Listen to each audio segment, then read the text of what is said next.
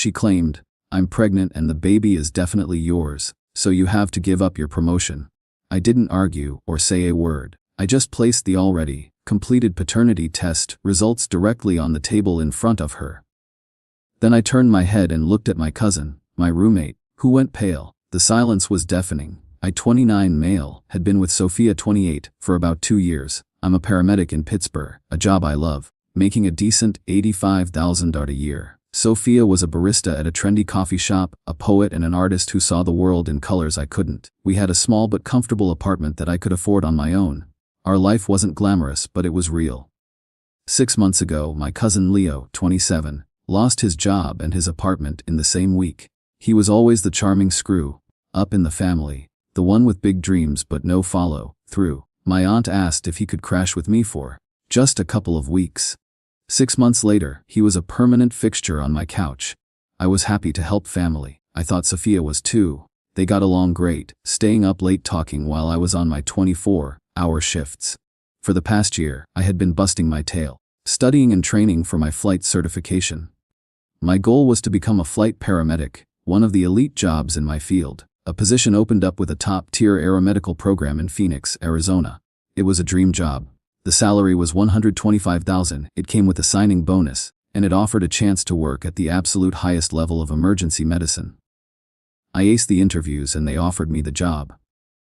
I told Sophia that night, expecting her to be thrilled for us. Her face fell. Arizona, she said, but my whole art scene is here. We could have an amazing life there. Sunshine, a bigger place. You want me to leave everything for your job? She asked. I'm trying to build a better future for us, Soph. She shook her head. It just feels like you're trying to run away from our life here. From me. The conversation ended in a tense, unresolved stalemate. Update 1. I couldn't let this opportunity pass. It was the culmination of everything I had worked for. I quietly accepted the position and started making preparations. I began the credentialing process for Arizona and started looking at apartments in Scottsdale online. Sophia created a wall of resistance. Every time I brought up Phoenix, she would find a reason to shut down the conversation. I'm not talking about this right now, Noah. We need to plan, Soph. The move is in 3 months. There is nothing to plan, she would state coldly. I'm not going. Leo, my cousin, became her mouthpiece. She's got a point, man, he'd say while playing video games on my TV. She's a real artist. You can't just drag her out to the desert. It was bizarre. The man living rent-free in my apartment was telling me how to run my life, and my girlfriend was using him as her primary ally. Their united front started to feel less like a friendly debate and more like a conspiracy. A cold knot of suspicion began to tighten in my gut. They were too close, too aligned. I started to wonder what they were talking about during all those late nights while I was out saving lives. Update 2. The suspicion became an obsession I couldn't shake. I needed to know the truth. I remembered Sophia complaining about a clogged drain in the bathroom sink a few days ago. I told her I would take a look at it. I put on gloves, opened the pipe, and found what I was looking for, a clump of her hair. It felt like a disgusting violation of trust, but my gut told me it was necessary. I collected a sample, put it in a sterile bag, and found a discreet lab that could run a comparison test with my own DNA sample, which I provided via a cheek swab. I told them it was for a private inheritance matter. A week later, I sat both of them down at our small kitchen table. I had the results from the lab in my jacket pocket. I need to be clear. I started, my voice steady. I have accepted the job in Phoenix. I am moving at the end of next month. Sophia's eyes narrowed. She took a deep breath and prepared to play her trump card. She thought it was a winning hand. Well, I guess you'll have to unaccept it, she said, a small, triumphant smile on her face. She looked at me, then at Leo, then back at me. I'm pregnant, she claimed. And the baby is definitely yours, so you have to give up your promotion. Update 3. The fallout was silent and immediate. My calm response, the paternity test on the table, shattered their entire plan. The silence in that room was the sound of 2 liars being caught in a trap of their own making. Sophia started crying, a pathetic, theatrical display. Leo just stared at his hands, unable to look at me. I stood up. I want you both out of my apartment by the end of the week, I said. I'll be staying at a hotel until then. I walked out without another word. My phone, as expected, was bombarded. Sophia sent messages cycling through rage, desperate apologies, and accusations that I had tricked her. She claimed she thought the baby was mine. Leo sent a single, cowardly text. I messed up, man. I'm sorry. I forwarded everything to my aunt, Leo's mother, and told her the whole story. The family implosion was immediate. I focused on my move. I hired movers, canceled utilities, and finalized my new lease in Phoenix. When I returned to my apartment at the end of the week, it was empty. They had taken their things and vanished. The silence in my own home was a profound relief. I had not just dodged a bullet, I had escaped a collapsing building. Update 4, Phoenix was a clean slate. The work was incredible, challenging, intense, and deeply rewarding. Flying in a helicopter over the vast desert landscape, on the way to save a life, I felt a sense of purpose and freedom that I had never known. I was part of an elite team, respected for my skills and my calm under pressure. I bought a small house with a pool in a quiet neighborhood. I spent my days off hiking Camelback Mountain and exploring my new city. I was building a life, not for us, but for me. And it was a damn good one. My family was in turmoil back in Pittsburgh.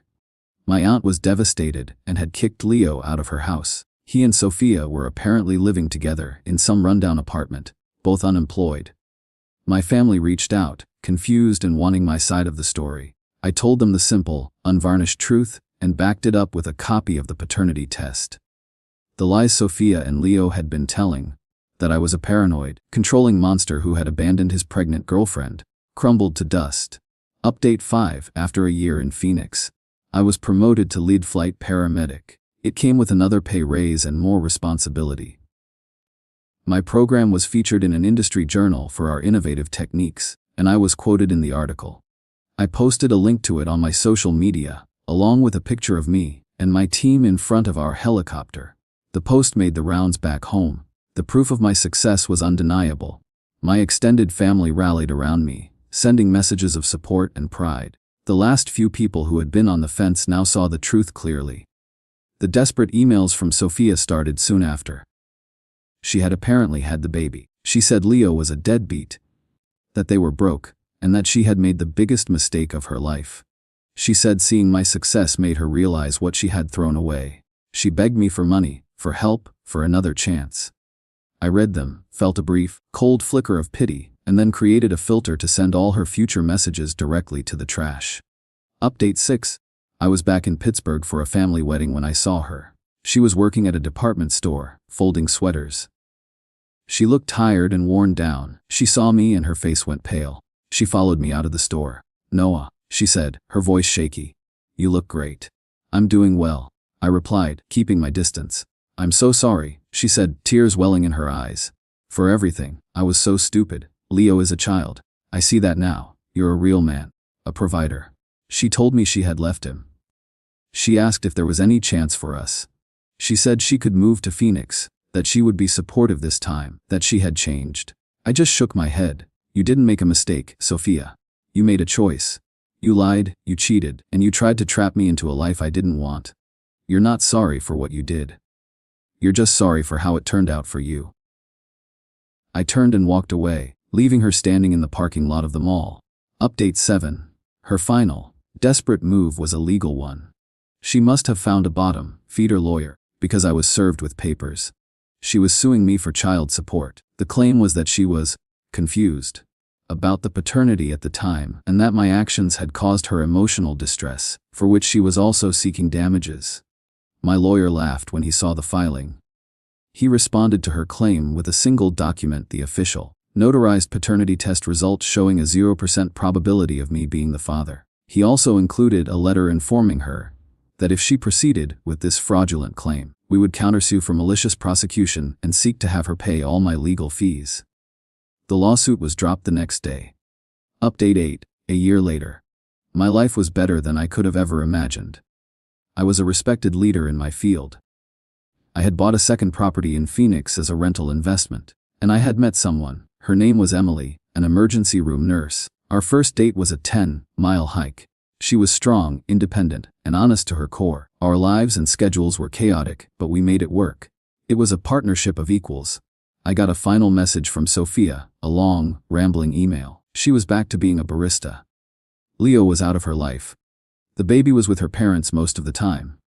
It was a sad story of a life derailed by poor choices. She apologized, and for the first time, it sounded genuine. I replied with a short, simple message. I wish you and your child the best. I felt a sense of closure. Her life was her own to fix. Mine was already whole. Final update, Emily and I flew to Pittsburgh to visit my family. During the trip, I met with my aunt and uncle. It was the first time I had seen them since the betrayal. My aunt, Leo's mother, hugged me with tears in her eyes. Noah, we are so sorry, she said. We enabled him. We always made excuses for his behavior because he was the charming one. We put that burden on you. It wasn't fair, and we see the damage it caused. We're so proud of the man you've become. Her apology healed a wound I didn't realize was still there. I understood then that betrayal often comes from the people you're taught you have to trust. But true family, the kind that lasts, isn't just about blood. It's about respect, honesty, and accountability. I had been forced to cut out a part of my family to save myself, and in doing so, I had made the rest of my family, and my own life, stronger. Standing there with Emily, I knew my foundation was finally secure.